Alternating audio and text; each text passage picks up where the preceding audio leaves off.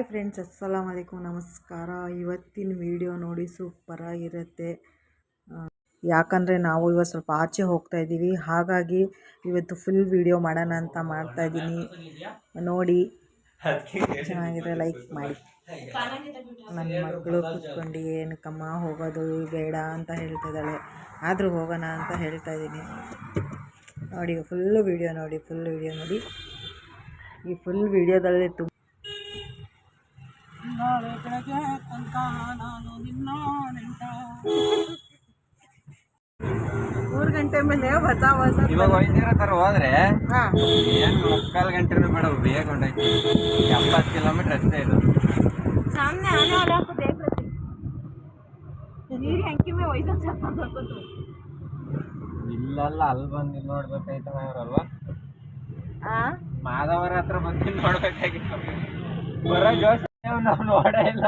ಆಮೇಲೆ ಪೊಲೀಸ್ನವ್ರಿಗೆ ಹಿಡ್ಕೊಂಡು ಇಲ್ಲ, ಅವ್ರು ಆ ಕಡೆ ತಿರುಗಿದ್ದ ಸೀಟ್ ಬೆಲ್ಟ್ ಹಾಕೊಂಬಿಟ್ಟು. ನೀವು ತುಂಬ ಕಳ್ಳರು, ನೀವು ತುಂಬ ಪೊಲೀಸ್ನವರಿಗೆಲ್ಲ ಯಾಮಾರಿಸ್ತೀರಾ. ನಾವು ಕಳ್ಳರಲ್ಲ, ನಮ್ಮ ಅದೃಷ್ಟಕ್ಕೆ ಅವನ್ ಆ ಕಡೆ ತಿರ್ಸ್ಕೊಂಡಿದ್ದ. ಏನ್ ಗೊತ್ತಾ, ನಮ್ದಾರ್ ಗಾಡಿ ಬಿಡು ಅನ್ಬೋದು, ಇದೇನ್ ಹಿಡಿಯಲ್ಲ. ಅವನಿಗೆ ಫೈನ್ ಹಾಕ್ಬಿಡ್ತಾರಲ್ಲ ಅಲ್ಲಿ, ಅವನ್ ಅದನ್ನ ಸೇರಿಸ್ಕೊಡಿ ಅಂತ. ನಮ್ಮಲ್ಲಿ ಚೆಕ್ ಮಾಡ್ದ ಎಂಪರಿ ಒಂದಲ್ಲಿ. ನನ್ನ ಹತ್ರ ಇಲ್ಲ ಅಲ್ಲ. ಆಗ್ಲಿ ಏನೇ ತಗೊಂಡ್ರೆ ಆಗ್ಲಿ, ಅವಳು ನೀನು ಅಣ್ಣ ಜ್ಯೋತಿಷ್ಯರ್ ಆಗ್ಬಿಡಿ ಅಂತ ಹೇಳ್ತಾಳೆ.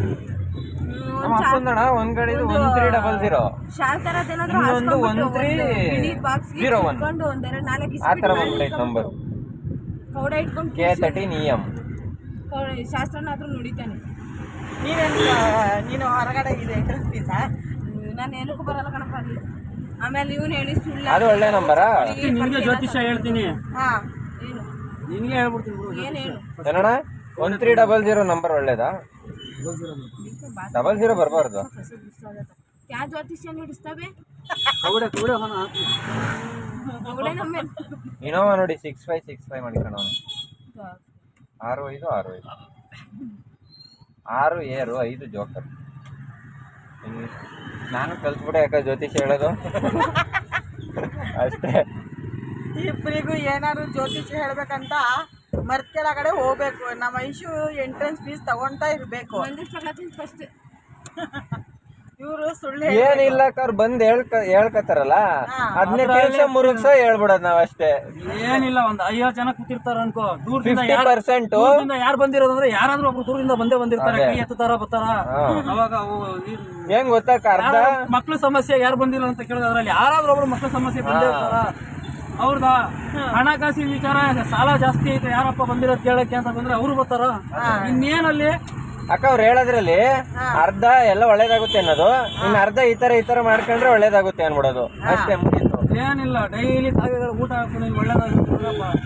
ಕಾಗೆ ಊಟ ಹಾಕಲ್ಲ, ಅವ್ರು ಒಳ್ಳೇದಾಗಲ್ಲ. ಸುಮ್ನೆ ಹಿಂಗ್ ಕೇಳೋದು, ನಿಮ್ ಫ್ಯಾಮಿಲಿಲಿ ಯಾರು ಹಿರಿಯರ್ ಸತ್ತವ್ರ ಅಂತ. ಸತ್ತವ್ರೆ ಅಂದಾರೆ, ಅವ್ರಿಂದಾನೇ ಪ್ರಾಬ್ಲಮ್ ಅನ್ಬಿಡೋದು ಅಷ್ಟೇ, ಮುಗೀತು. ಆಮೇಲೆ ಒಂದ್ ತಿಂಗಳಪ್ಪ ನೀನ್ ಹಿಂಗೆ ಕಷ್ಟಪಟ್ರೆ ಒಂದ್ ಗಾಡಿ ತಗೋತೀಯ ಅನ್ನೋದು. ಅವ್ನ್ ಪಕ್ಕ ಒಂದ್ ಗಾಡಿ ತಗೊಂಡೇ ತಗೋತಾನೆ. ಅವ್ರಿಗೆ ಮೈಂಡ್ ಸೆಟ್ ಅಲ್ಲಿ ತುಂಬಿಸ್ಬಿಟ್ಟು ತಗಸ್ಕೊಬಿಡೋದು. ಅವ್ರ ಮೈಂಡ್ ಸೆಟ್ ಅಲ್ಲಿ ಇವರಿಂದಾನೇ ಆಗಿದ್ದು ಅಂತ ಬರುತ್ತೆ ಅಷ್ಟೇ. ಹಂಗೆ ಮಾಡ್ಬೇಕಾಯ್ತು ಅಲ್ವಾ? ಬಂದಿ ಅವನ್ ಎಷ್ಟ್ ದಿನ ಬದುಕ್ತಾನೆ ಅಂತ ಅವನಿಗೆ ಗೊತ್ತಿಲ್ಲ, ಬೇರೆಯವ್ರ ದಿನ ಅಲ್ಲಕ್ಕ ಅವ್ನು ಹೇಳ್ತಾನೆ ಅಂಡಿ ಪೂಜೆ ಮಾಡಿ ಅಂತ. ಅದೆಲ್ಲ ರಿಯಲ್ಲ, ಪೂಜೆ ಮಾಡ್ಬಿಟ್ರೆ ಒಳ್ಳೇದಾಗ್ಬಿಡುತ್ತಾ?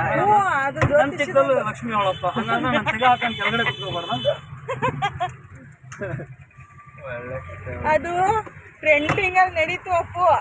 ಮಕ್ಳಿಗೆಲ್ಲ ಹಿಂದ್ಗಡೆ ನಿಲ್ಲಿಸ್ಬಿಟ್ಟು ಹೂವಿನಾರ ಹಾಕಿ ಊದ್ಗಡ್ಡಿ ಎಲ್ಲ ಅಂಟಿಸ್ಬಿಟ್ಟು ಪೂಜೆ ಮಾಡ್ತಿದ್ರು. ನೋಡ್ದ, ಅದು ಒಂದು ಟ್ರೆಂಡಿಂಗ್ ಆಗೋಯ್ತದು. ಯಾವ ನೋಡಿ ಜಾಮೀನ್ ನೋಡು, ಲೊಕೇಶನ್ ಹಾಕಿ ನೋಡಿ, ಯಾವ ಜಾಮೀನ್ ತಗೊಳ್ಳೋದು. ಹಿಂದೆ ಕೊಡಿ, ನಾನು ಸ್ವಿಚ್ ಹೋಗ್ತೀವಿ ಕ್ಯಾಬಲ್ ಬೇರೆ. ಪ್ಲೇಸ್ ಮಾತ್ರ ಹೆಂಗಿತ್ತು ಅಂದರೆ ತುಂಬ ಸೂಪರಾಗಿತ್ತು. ಆ ರೋಡಲ್ಲಿ ಆ ಬೆಟ್ಟ ಗುಡ್ಡ ಎಲ್ಲ ಎಷ್ಟು ಚೆನ್ನಾಗಿತ್ತು ಅಂದರೆ ತುಂಬ ಚೆನ್ನಾಗಿತ್ತು. ಹೋಗೋಕ್ಕೆ ಎಷ್ಟು ಖುಷಿಯಾಯಿತು ಅಂದರೆ ತುಂಬಾ ಖುಷಿಯಾಯಿತು ಫ್ರೆಂಡ್ಸ್. ನೋಡಿ ಎಷ್ಟು ಚೆನ್ನಾಗಿದೆ ಆ ರೋಡ್ ಅಂತ. ಇದು ಗೌರಿಬಿದನೂರು ಹೋಗೋ ರೋಡ್, ಇದು ತುಂಬಾ ಚೆನ್ನಾಗಿತ್ತಿದು. 1 ಅವರ್ ಬೆಂಗಳೂರಿಂದ 1 ಅವರಲ್ಲಿ ಹೋಗಿದ್ದೀವಿ ನಾವು ಅಲ್ಲಿಗೆ. ತುಂಬ